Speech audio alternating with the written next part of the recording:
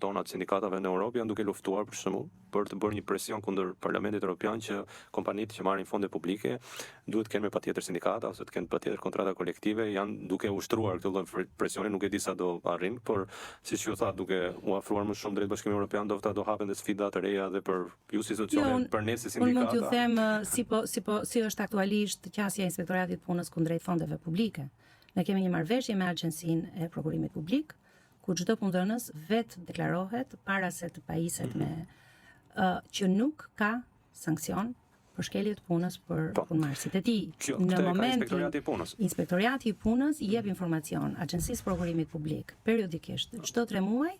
nëse këto deklarime janë reale apo jo reale, e nëse rezultojnë që janë jo reale, kemi raste konkrete që punëdhënësit janë penalizuar dhe kanë kthyer fondet. Ndërkohë që pjesa e sindikatës, nëse Parlamenti Evropian do ta rishikojë në një rekomandim apo në një direktivë të vetën këtë çështje, besoj që me këtë angazhim që ka qeveria aktualisht do jetë pastaj detyrueshme të mbështetë.